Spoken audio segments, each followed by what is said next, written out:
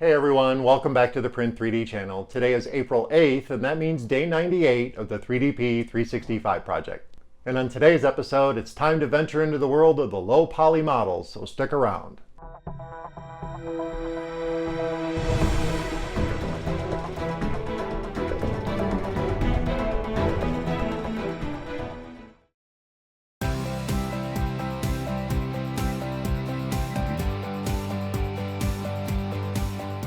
Hey everyone, welcome back, and thank you for joining me here for day 98 of the 3DP 365 project.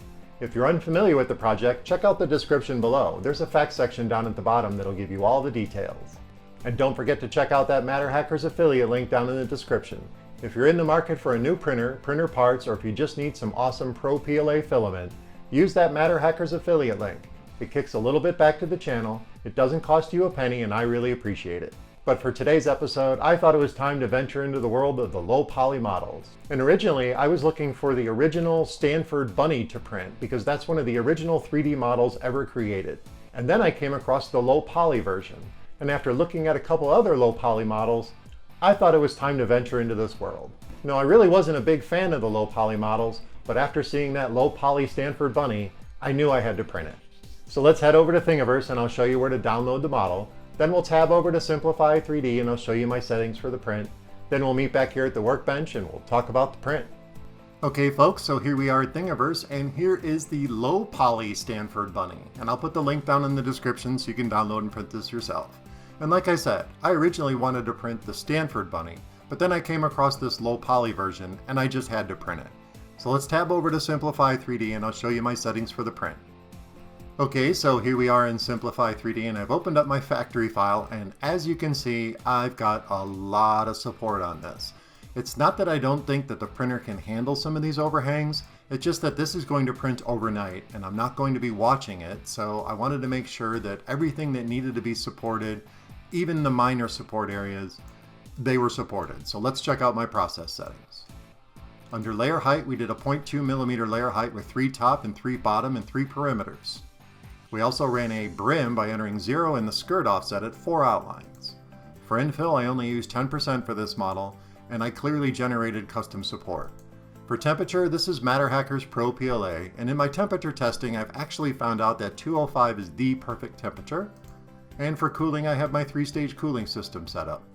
Under speed, we ran this out at 45 millimeters per second, so let's hit OK, and let's hit prepare to print and I'll show you how it's sliced. Alright, so there's our real-time slice of the heavily supported low poly Stanford Bunny. And if I play this through, you can see that some of those areas did require just a little bit of support. And some of them, I probably could have used no support on. But like I said, I just wanted to make sure we had a really good print. And our print turned out pretty good, and I'm really happy with the results. And I do have to say that this Simplify 3D support material, it really does break off pretty clean. Even in the areas where the support is connected to the model, you really can't even tell where it was sitting. So let's head over back to the workbench and let's talk about the print. Alright folks, so you saw my settings in Simplify 3D, and here is our low poly Stanford Bunny. And I think this turned out pretty awesome. All that support material that we put on here, the only marks are on the underside. The top surfaces where the support material was actually sitting is really, really clean. And if you look at my Simplify 3D settings under the support material, you can see all the different angles that my support material goes down on. And that creates a really cool little nest for all your prints to start in. And this guy turned out awesome. I am really happy with the results. And this low poly Stanford Bunny looks really cool in lime green. And my gMax did such an amazing job on this low poly model. All the little facets are really nice and clean. I really do like the surface finish. There are some variations in it, but that's 3D printing. It can't be perfect all the time. But other than that, I really like our lime green, low poly Stanford Bunny.